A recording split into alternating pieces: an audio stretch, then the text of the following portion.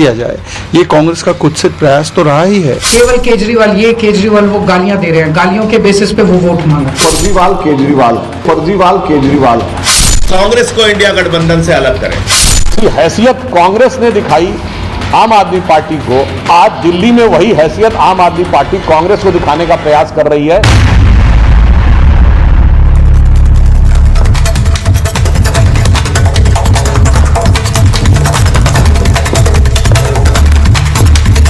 नमस्कार, आपके साथ मैं हूं सुजाता कुकरेती। आप देख रहे हैं अपना फेवरेट शो महाभारत, और महाभारत में आज बात करेंगे कांग्रेस के लिए डबल मुश्किल की। जी हां, जहां एक तरफ कांग्रेस को बीजेपी देश विरोधी बात बता रही है, कह रही है ये पार्टी ही देश विरोधियों का संगठन है, वहीं दूसरी तरफ हम आम आदमी पार्टी, अरविंद केजरीवाल की पार्टी भी कांग्रेस को इंडिया गठबंधन से गेट आउट कह रही है। आज महाभारत इन दोनों ही खबरों पर कर रही हूं कि क्या कांग्रेस के लिए यह डबल मुश्किल है। अब जाए तो जाए कहां। बीजेपी तो लगातार आक्रामक है, उधर इंडिया गठबंधन के साथी भी अब फुल रडार पर कांग्रेस पार्टी को ले चुके हैं, क्योंकि उनका कहना है कि कांग्रेस साथ देने वाली पार्टी नहीं है। हमारे नेता को देश विरोधी कहते हैं, अपनी हरकतें पहले देख लीजिए। आज इसी पर महाभारत कर रही हूं। देश विरोधी कौन है? क्योंकि कांग्रेस पार्टी कह रही है अरविंद केजरीवाल देश विरोधी हैं। अरविंद केजरीवाल की पार्टी कांग्रेस को आउट करने की बात कर रही है। बीजेपी कह रही है कांग्रेस का देश विरोधी चरित्र तो उनकी हरकत से सामने आ गया। कौन सी हरकत, वो सबसे पहले आपको दिखाती हूं। कर्नाटक में कांग्रेस का अधिवेशन चल रहा है। उस अधिवेशन में आप देखिए एक ऐसा झंडा लगाया गया, एक ऐसा नक्शा लगाया गया जो पूरी तरह से गलत है। वहीं दूसरी तरफ भारत का सही नक्शा आपको दिखा रही हूं। यह भारत का सही नक्शा है, लेकिन कांग्रेस पार्टी एक गलत नक्शे को दिखाकर क्या बताना चाह रही है?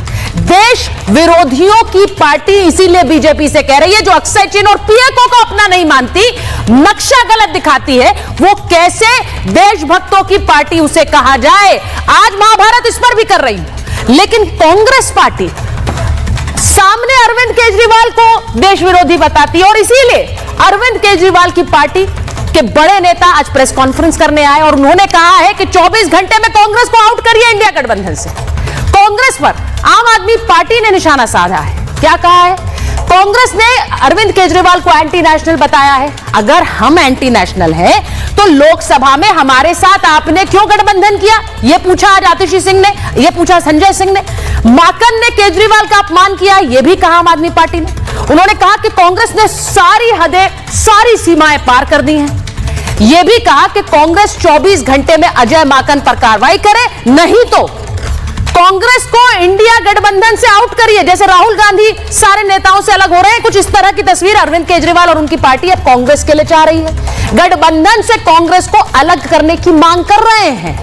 और जब यह सब हो रहा है तो अजय माकन को कह रहे हैं कि बीजेपी की स्क्रिप्ट पढ़ रहे हैं ये नेता।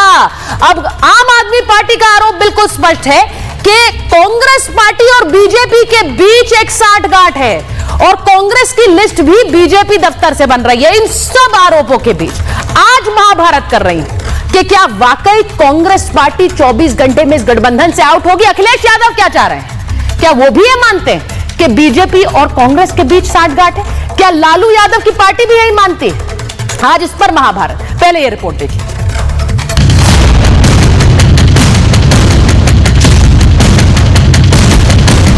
भारत को तोड़ने का ख्वाब देखने वाली ताकतों के साथ कांग्रेस के गठजोड़ की तस्वीर अब एकदम साफ हो गई है।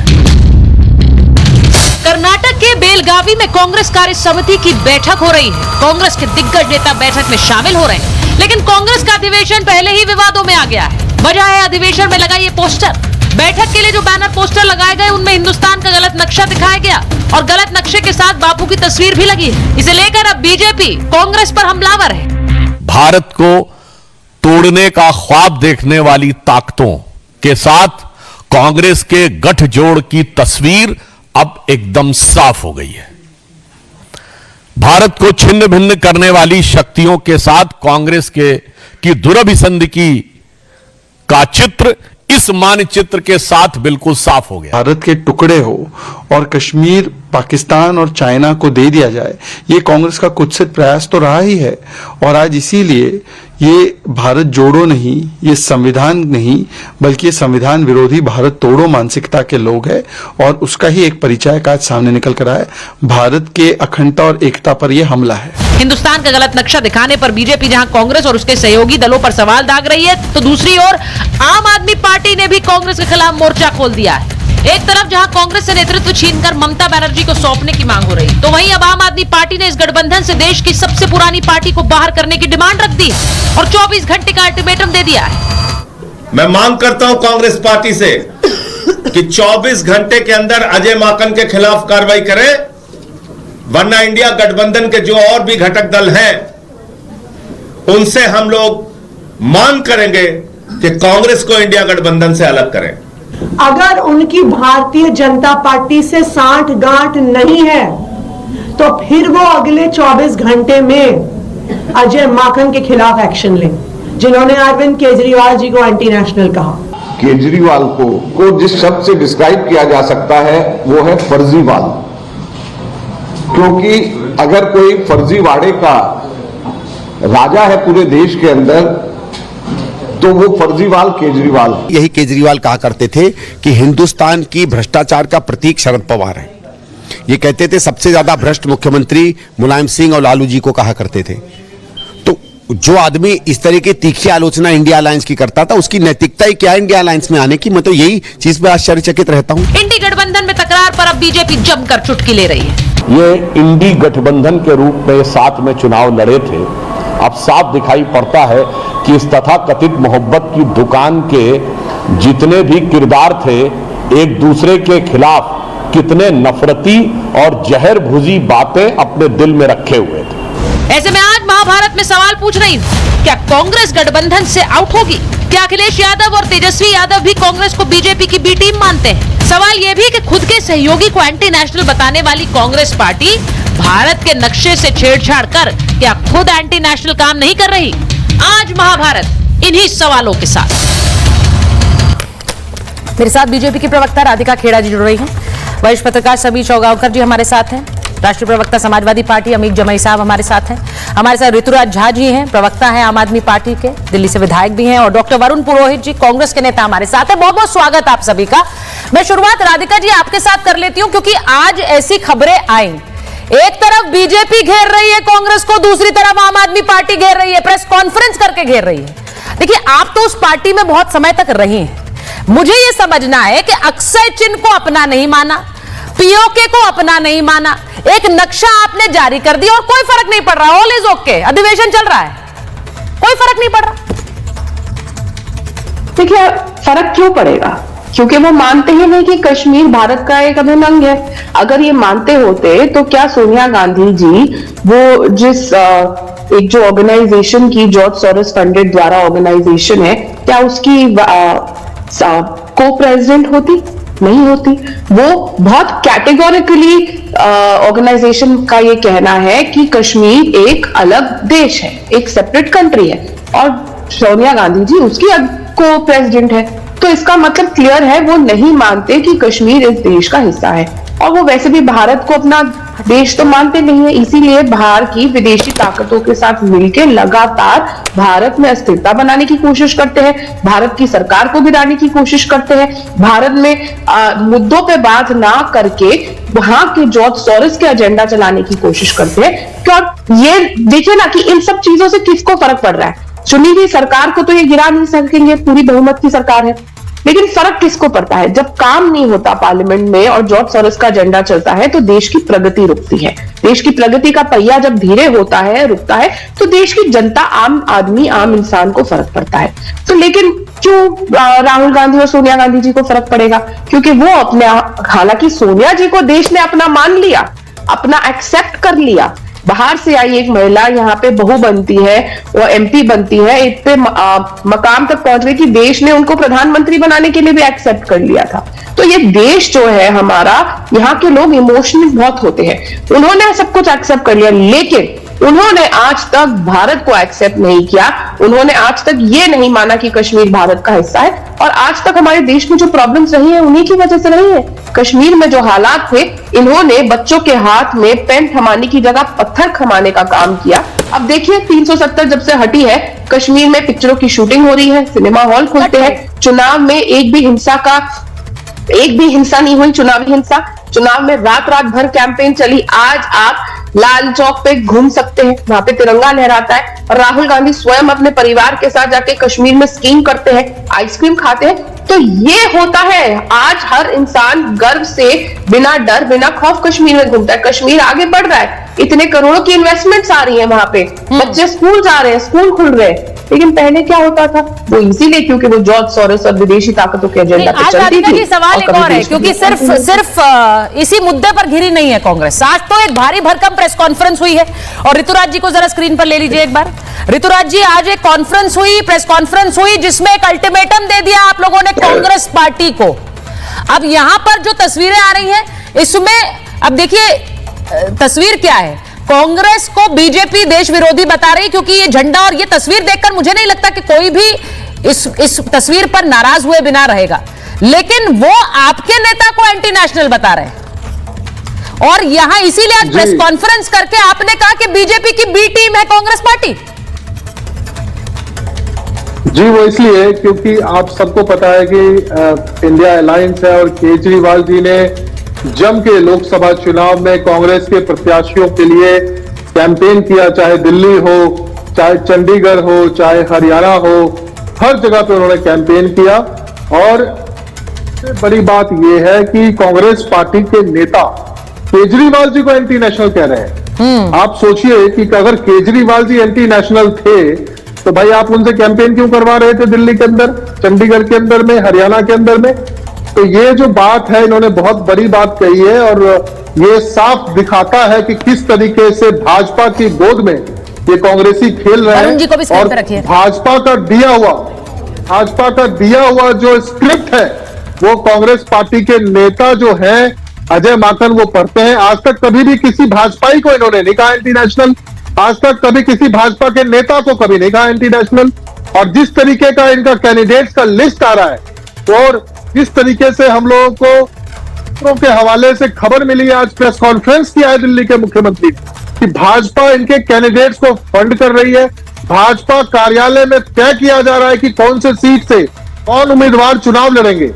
आप इसी से लगा सकते हैं कि किस तरीके का कर रहे हैं। और इसी के चलते आज ये प्रेस कॉन्फ्रेंस करके कहा गया है कि अगर 24 घंटे के अंदर में अजय माकन जी के ऊपर में एक्शन नहीं लेगी, तो जाहिर सी बात है कि जितने भी इंडिया अलायंस के घटक दल हैं, उनसे आम आदमी पार्टी रिक्वेस्ट करेगी कि इस तरीके के लोगों को जो है सो गठबंधन में नहीं होना चाहिए। इस तरह के लोगों को गठबंधन में नहीं होना चाहिए। अमित जमाई साहब सुन रहे हैं आप, इस तरह के लोग गठबंधन में ना हो, यानी राहुल गांधी की पार्टी को आप आउट करें।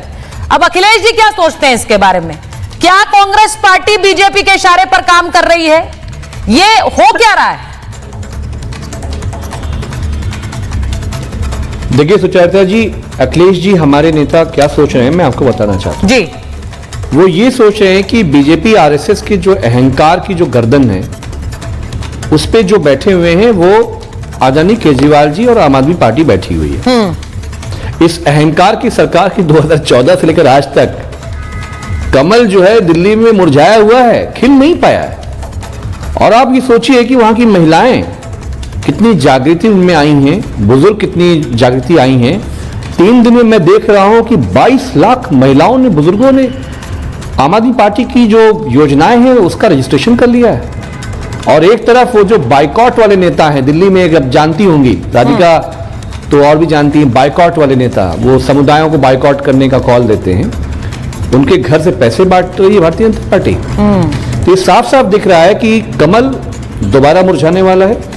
केजरीवाल जी बीजेपी आरएसएस का रथ रोकें, यही अखिलेश जी की समाजवादी पार्टी का, हम लोगों का एफर्ट। पर वो तो कांग्रेस का भी रथ रोक रहे हैं ना सर, बिल्कुल जायज बात है। कांग्रेस का भी रथ रोक रहे हैं। इंडिया अलायंस जो है, आप उस पर भी तो बोलिए। ये तो मैं समझ रही हूँ, ये इंडिया गठबंधन के नेताओं की ये एक तरह से आस भी है। आपको मालूम होना, हाँ हाँ, कांग्रेस का रथ रोक देंगे वो। सुचिता, आपको मालूम होगा जी कि हमारे गृह मंत्री अमित शाह जी बोलते थे कि नीतीश जी के लिए दरवाजे मैंने पूरी जिंदगी के लिए बंद कर दिए, बंद कर दिए, बंद कर दिए, बंद कर दिए। हेमंत बिस्वा को जेल भेजूंगा। भविष्य के गर्भ में क्या है हमें आपको नहीं पता है, लेकिन हमारा ये मानना है कि जो इंडिया अलायंस की स्ट्रेटजी है, जो अखिलेश जी मानते हैं कि वो राष्ट्रीय स्ट्रेटजी है। भारत का संविधान, देश, मुल्क, लोहिया, गांधी, भगत सिंह की बात आएगी तो हम लोग सब इकट्ठा होंगे। अमित जी, भविष्य में क्या है ये तो हमें भी नहीं पता है, रखी जाएगी, लेकिन 24 घंटे का अल्टीमेटम आम आदमी पार्टी दे रही है। अब उस अल्टीमेटम पर तो आप रिएक्ट करेंगे क्योंकि आप एक बड़ा दल है उस इंडिया गठबंधन के। अब सबसे पहले जब उन्होंने प्रेस कॉन्फ्रेंस की तो सबसे पहले सवाल यही उठा कि अखिलेश जी अब क्या करेंगे भाई, लालू जी क्या करेंगे। मेरा सवाल इसीलिए क्योंकि भविष्य छोड़ दीजिए, राजनीति में क्या होता है हमें भी नहीं पता है, लेकिन 24 घंटे का अल्टीमेटम। सुचेता, जो इंडिया अलायंस, हाँ सुचेता, जो 24 घंटे का अल्टीमेटम ये है कि नरेंद्र मोदी, गृह मंत्री अमित शाह ने जो जुल्म दिल्ली के लोगों के साथ किया है, उसका खात्मा 24 घंटे में होगा, ये तय। ये बड़ा डिप्लोमेटिक सा जवाब है Amit ji. Amit ji, this is a very diplomatic reply. नहीं, ये बड़ा डिप्लोमेटिक रिप्लाई है क्योंकि अभी आप भी संभल रहे हैं। आपको पता है कि राहुल गांधी के साथ यूपी में हमारी गाड़ी चल रही है, भले ही आप फ्रंट सीट पर हैं, सब जानते हैं, वो पीछे साइकिल पर बैठे हैं, लेकिन वहां गाड़ी अलग चल रही है। दिल्ली में आप केजरीवाल जी को भी अपसेट नहीं करना चाहते हैं, लेकिन इस तनातनी में आप लोग बुरी तरह फंस जाएंगे। ये मतलब it's writing on the wall लग रहा है अभी कि ये फंसेंगे आप लोग। मैं एक बार मैं आ रही हूँ। आंध्रा में, बिहार में भी तो गाड़ी चल रही है ना, कैसे चल रही गाड़ी? आंध्रा बिहार ना हो तो दिल्ली की सरकार, केंद्र की सरकार खत्म हो जाए। ये मैंने ये आप लोग आस लगाए बैठे हैं कि गाड़ी पंक्चर वहीं से हो जाए, आंध्रा में हो जाए या बिहार में हो जाए। मैं एक बार समीर जी आपके साथ, लेकिन पहले वरुण जी हो क्या रहा है? एक तरफ आप बीजेपी ने आज मोर्चा खोल दिया कांग्रेस पार्टी के खिलाफ। आप लोगों ने जिस तरह का एक मैप लगाया अपने अधिवेशन में, मैं तो हैरान हूं। कोई नेता देख भी नहीं रहा, अधिवेशन चला जा रहा है, you all are okay with it, चल रहा है। और दूसरी तरफ देखिए अल्टीमेटम भी दे दिया आपको आम आदमी पार्टी ने अपने ही साथी ने। सुचारिता जी, आपकी डिबेट के छोटे छोटे हिस्से कई हैं कि अगर अनइंटरप्टेड टाइम मिले तो मैं जवाब दूं। बोले ना प्लीज। पहली बात तो महाभारत कब होती है? जब झूठ पाखंड फरेब का जब राज हो जाता है ना, जो 10 साल से देखा जा रहा है, जब महाभारत बनती है तो वो महाभारत आज राजनीति की देखी जा रही है। अब आपने बात करी आम आदमी पार्टी जो अन्ना आंदोलन से उपजी थी, जिन्होंने शीला दीक्षित के खिलाफ कितने आरोप लगाए थे, तो उससे उपजी थी। लेकिन जब राष्ट्रीय समस्याएं आई, देश की समस्या आई, राजनीतिक व्यवस्था को, संवैधानिक व्यवस्था को खत्म करने की बात आई, तो सारी पार्टियां जिसके लिए कह रहे हैं देशद्रोही सब एक देशभक्ति के परिचय देते हुए सब एक हो गई। इंडिया अलायंस बना था राष्ट्रीय समस्याओं के लिए, राष्ट्रीय लेवल पे लोकसभा चुनाव के लिए। अब जो लोकल चुनाव होता है, स्टेट का चुनाव होता है, स्थानीय चुनाव होता है, उसमें स्थानीय जो यूनिट्स होती है वो अपने हिसाब से चुनाव लड़ती है। हाँ, वो जब ये केजरीवाल के लिए जो कमेंट किया गया उस शब्द मैं उसको उचित नहीं मानता हूं, लेकिन लोकल यूनिट है तो क्या आप कार्यकर्ताओं, लोकल लीडरशिप और लोकल कार्यकर्ताओं की बलि चढ़ाते जाओगे अलायंस के लिए? तो लोकल जो स्टेट का चुनाव है या स्थानीय निकायों का, पंचायतों का चुनाव है, उसमें फ्री करना चाहिए, ये मेरा मत है। अब आपने बात करी नक्शे वाली बात, उसको रेक्टिफाई किया गया, लेकिन ऐसी गलतियां क्यों राष्ट्रीय स्तर पर राष्ट्रीय कार्य समिति की बैठक हो रही है, ऐसी त्रुटियां क्यों होती हैं? ऐसी त्रुटियां इसलिए होती हैं, गैर कांग्रेस पृष्ठभूमि के लोगों को अगर आप सेंट्रल सिस्टम में जगह दोगे, उनको तरजीह दोगे, तो ऐसी कहीं ना कहीं गलती होगी। मैंने आपको तो ध्यान है, हमेशा इस बात को उठाया है कि गैर गलत नेता कौन है जिसे तरजीह दी है? ये बताइए ना, एक दो नाम बताइए भाई। केंद्रीय सिस्टम में ऐसे नहीं होता है, नाम बताइए वो गलत नेता कौन है जिसे तरजीह दी जा रही? क्योंकि राधिका जी तो है, उनसे पूछ लेंगे हम, वो बता देंगे स्पष्ट रूप से। पहले आप बताइए। कांग्रेस पृष्ठभूमि के लोगों को तरजीह दोगे, दूसरी बात 3 बार जमानत जब्त होगा, उनको राज्यसभा दोगे, तो सेंट्रल सिस्टम को दुरुस्त करने की आवश्यकता है। सेंट्रल सिस्टम दुरुस्त नहीं होता तो मोदी जी तीसरी बार चुनाव में नहीं जीतते।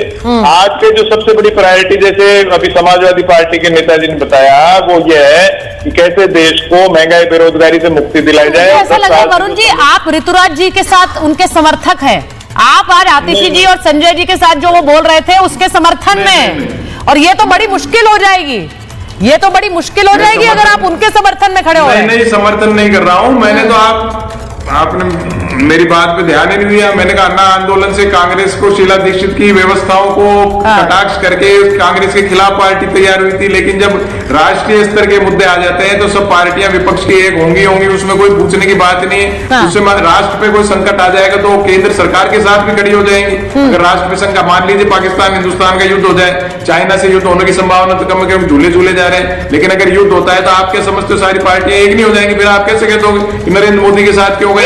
एक मिनट, आप लोग ये झूले झूलने वाली बात कई बार कहते हैं, यहाँ पे तो पार्टियां झूले झूल रही हैं, हाथ मिला रही हैं, उसके बाद एक दूसरे के खिलाफ तीर कमान लेकर खड़ी हो जा रही है। ये हो रहा है कि नहीं हो रहा है? और आज जो प्रेस कॉन्फ्रेंस आम आदमी पार्टी ने करी, उन्होंने यही कहा कि आप हमारे साथ लोकसभा के लिए तो आ जाते हो, लेकिन अब आप हमें एंटी नेशनल बता रहे हो। अगर हम एंटी नेशनल हैं तो हमारे साथ आए ही क्यों आप लोकसभा में? और मुझे लगता है ये एक वाजिब सवाल है। समीर जी, राधिका जी, मैं आ रही हूं, एक बार जरा समीर जी से एक इनिशियल रिएक्शन ले लूं। समीर जी, ये जो सवाल पूछा है, उन्होंने ये बोला कि अगर आपको हमें एंटी नेशनल नजर आता है, हमारे नेता एंटी नेशनल है, तो हमारे साथ आए ही क्यों? देखिए, जो आम आदमी पार्टी ने कांग्रेस के साथ किया था वही कांग्रेस आज आम आदमी पार्टी के साथ करने जा रही है।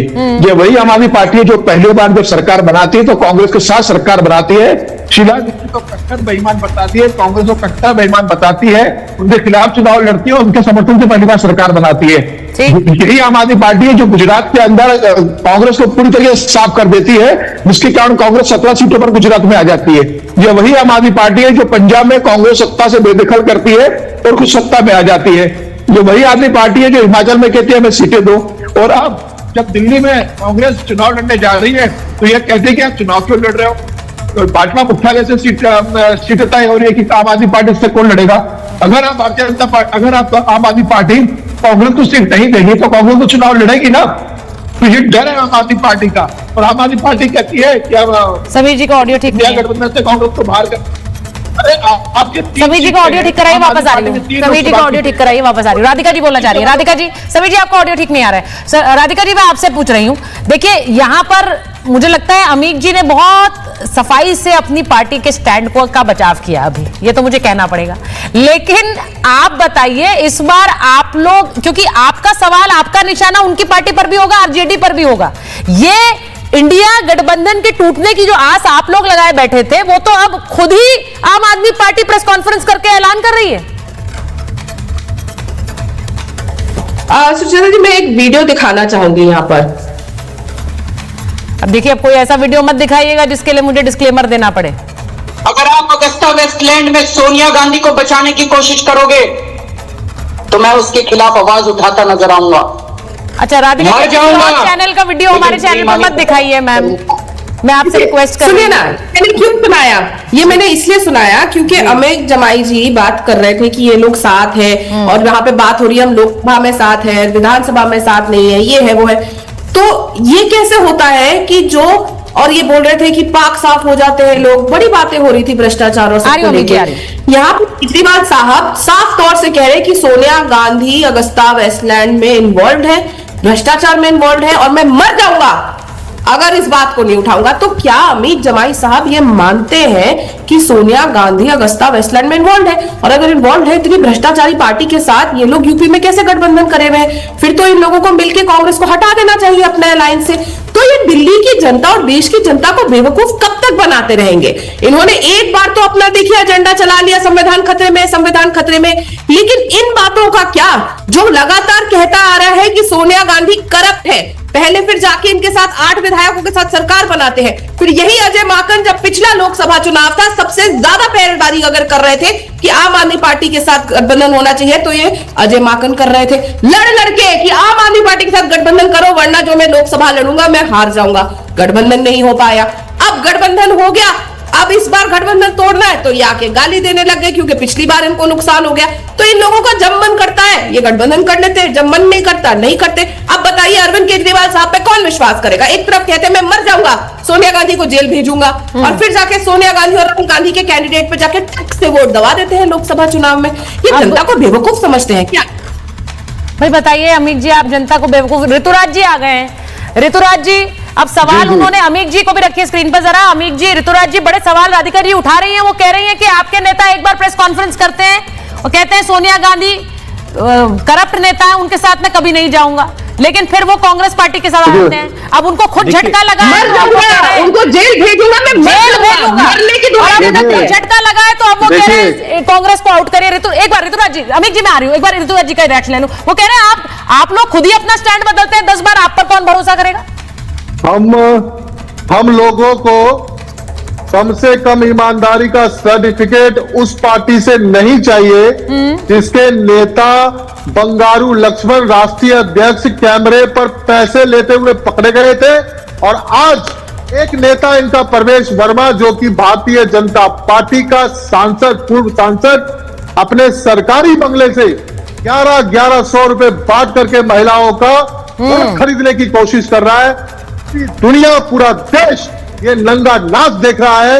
ईडी सीबीआई के अंदर में केस दर्ज कराने के लिए हमारे संजय सिंह जी गए, और ये सारी की सारी संस्था, चाहे इनकम टैक्स हो, चाहे ईडी हो, सीबीआई हो, मूर्ख दर्शक बन करके, मुख्य दर्शक बन करके बैठी हुई है और सरेआम पैसे बांटे जा रहे हैं। लोकतंत्र का मजाक बनाया जा रहा है, सरेआम ये बताया जा रहा है। पर आपने जेल भेजने की जगह उनको वोट क्यों दिया?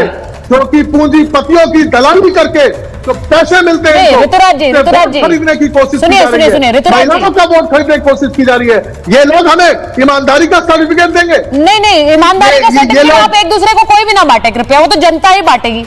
वो तो ना आप बांट सकते हैं ना राधिका जी बांट सकती हैं, कोई नहीं बांटेगा। मुझे बताइए, मैं तो सोनिया गांधी की ईमानदारी की बात कर रही हूँ।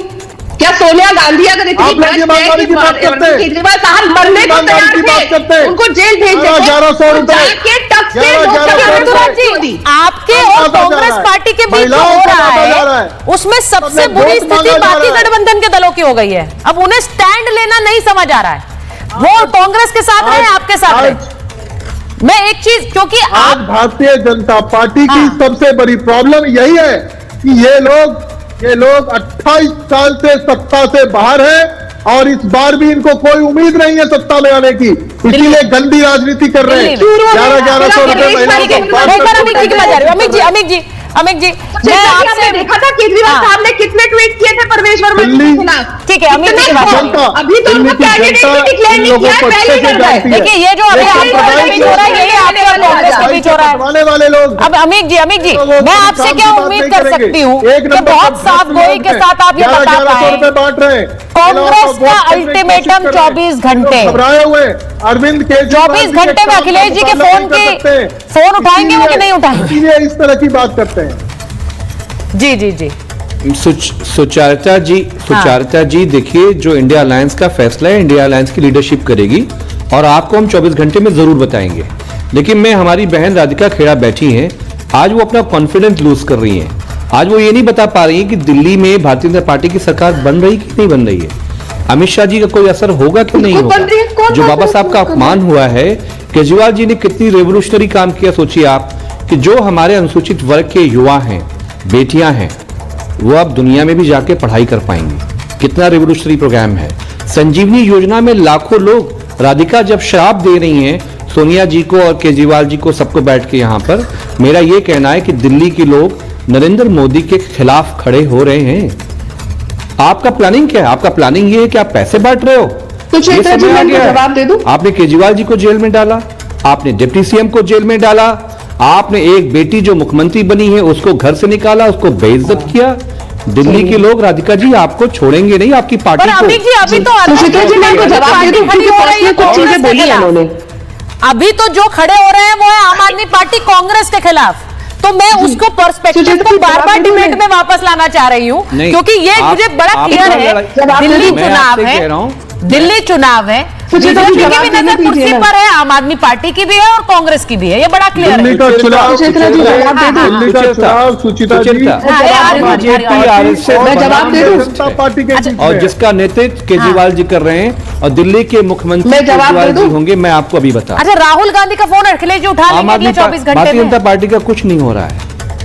ठीक है, मैं जवाब दे दूं? मैं ये कह रहा हूं ना कि जो फोन उठाने वाली बात है, दिल्ली वाले उठा रहे हैं, लखनऊ वाले नहीं उठा रहे हैं, ये आप छोड़ दीजिए। आप भागवत जी क्या कर रहे हैं, रामभद्राचार्य क्या बोल रहे हैं, जवाब देने दीजिए ना। ये कहना सुचरिता, आज आप राधिका से कहलवाइए क्या भारतीय जनता पार्टी की सरकार दिल्ली में बन रही है? वो तो कह रही है बन रही है। राधिका जी बताइए भाई, बताइए सरकार बन रही है देखिए, कि नहीं बन चलिए रही है आपकी? आप चलिए, बहुत अच्छा, धन्यवाद, साधुवाद, आपने खुद ही ये कहलवा दिया।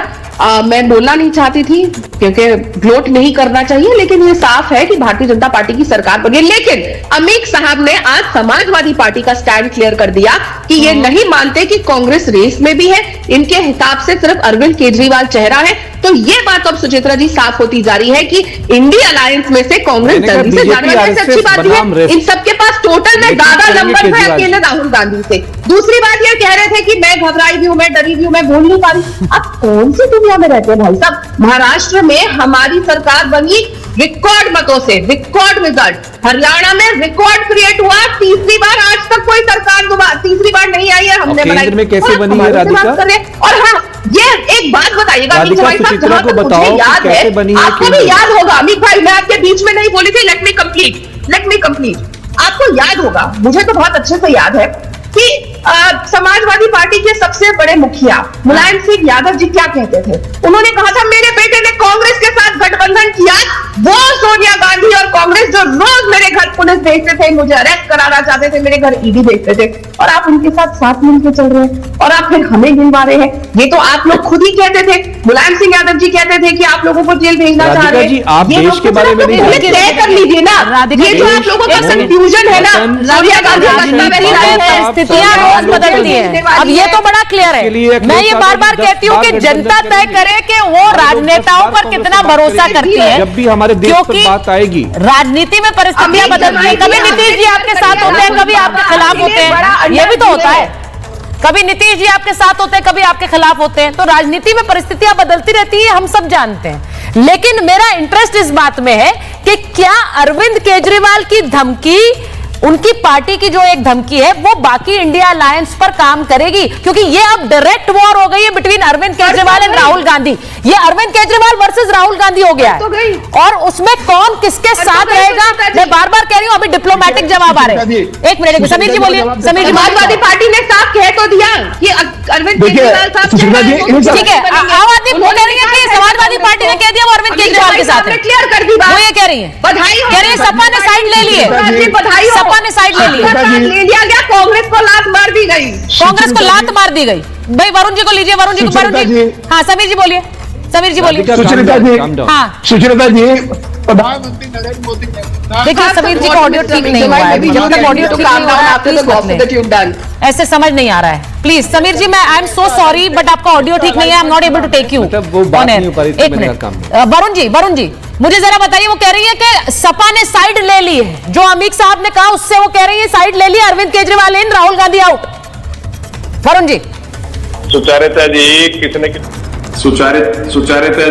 किसने किसको लाद दी तो समय बता देता है कौन पार्टियां छोड़ के भाग रहा है। लेकिन मैं आपको ये कहना चाह रहा हूं, कांग्रेस पार्टी केजरीवाल में ऐसा नहीं है। लोकल चुनाव होता है, डेमोक्रेसी है, पुलिस या मिलिशिया फॉर्मेट नहीं है देश के अंदर कि साहब लोकल चुनाव हो रहा है तो वो ऐसे क्यों बोल रहा है। खाली शाब्दिक आचरण की बात तो हम कर सकते हैं, लेकिन मैंने कहा लोकल कार्यकर्ता वर्कर्स की बलि नहीं चढ़ाई जानी चाहिए। तो वो चुनाव कांग्रेस भी लड़ रही है, बीजेपी भी लड़ रही है, कांग्रेस केजरीवाल जी भी लड़ रहे हैं, उसमें क्या दिक्कत की बात है? हाँ, जहां तक अल्टीमेटम की बात है तो सबका अपना, हर नेता का, संजय सिंह जी अटैकिंग आदमी है, कोई बिल्कुल सॉफ्ट बोलता है, कोई थोड़ा अटैकिंग होके बोलता है, तो ये कोई समस्या नहीं है कि राहुल गांधी वर्सेस केजरीवाल हो गए। तो भारतीय जनता पार्टी को किसी भी तरह से दिल्ली में आना चाहती है, इनकी लड़ाई हो जाए, उस आस पे टिके हुए हैं। अभी आपने खुद ने क्लियर कर दिया कि बीजेपी के साथ समझौता। मुझे एक बात बताइए, एक मिनट वरुण जी, मैं डायरेक्ट क्वेश्चन पूछूंगी और मैं जानती हूँ कि आप स्पष्टता से बोलते हैं, सुचारिता जी, आप स्पष्ट बोलते हैं।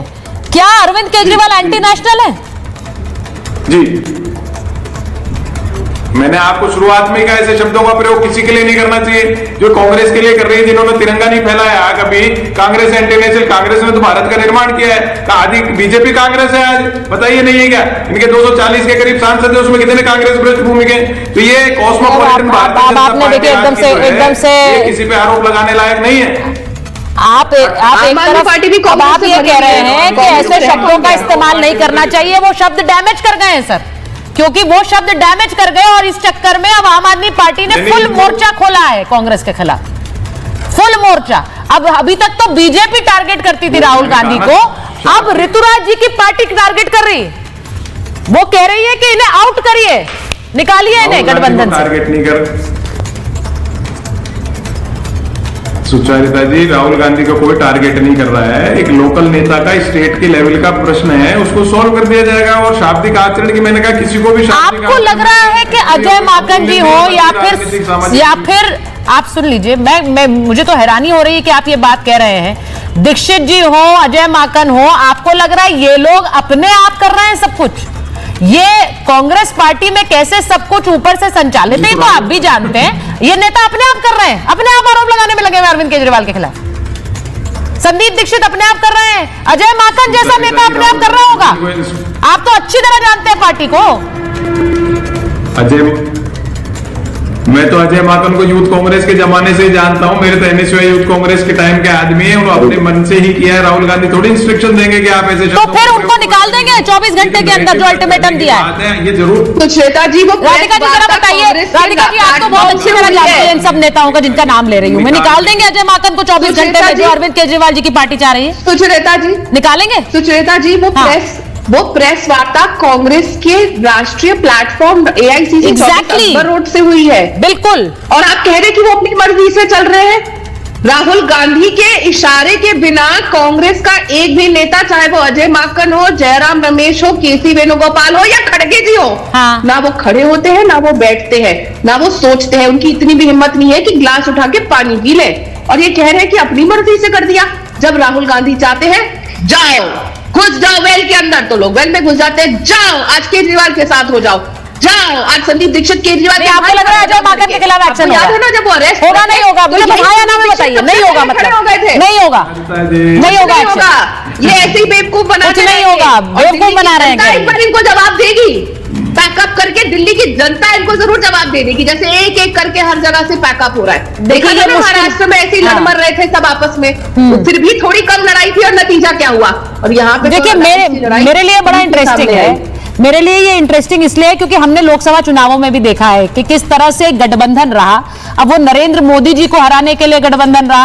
अब अगर वो गठबंधन नहीं है तो आज दिल्ली की कुर्सी के लिए तलवारें ऐसे खिंच गई हैं कि खुलेआम एक दूसरे पर आरोप लगाए जा रहे हैं। अब ये दिल्ली के लिए क्या ऋतुराज जी आप लोगों को शासन दिलाएगा, ये तो देखना होगा, मुझे नहीं पता है। लेकिन इसके पीछे जो राजनीति है वो आपके गठबंधन को बहुत हद तक डेंट कर सकती है। मेरे पास समय इतना ही था, महाभारत है। और जैसा कि अब हम डिबेट के आखिर में पहुंच गए हैं, आइए सैमसंग गैलेक्सी Z Fold 6 पर गैलेक्सी AI का इस्तेमाल कर नोट असिस्ट से खबरों को रिकॉर्ड और समराइज करते हैं।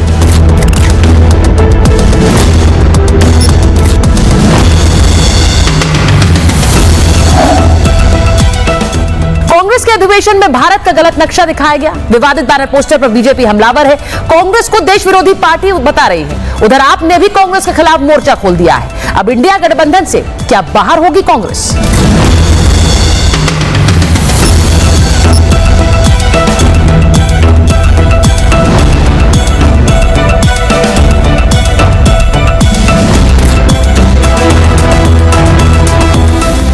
तो ये था आपके लिए सरल अंदाज में पूरी डिबेट का एक सार गैलेक्सी AI की मदद से सैमसंग गैलेक्सी Z Fold 6 पर। कुछ ही देर में लौटते हैं कुछ और खबरों के साथ।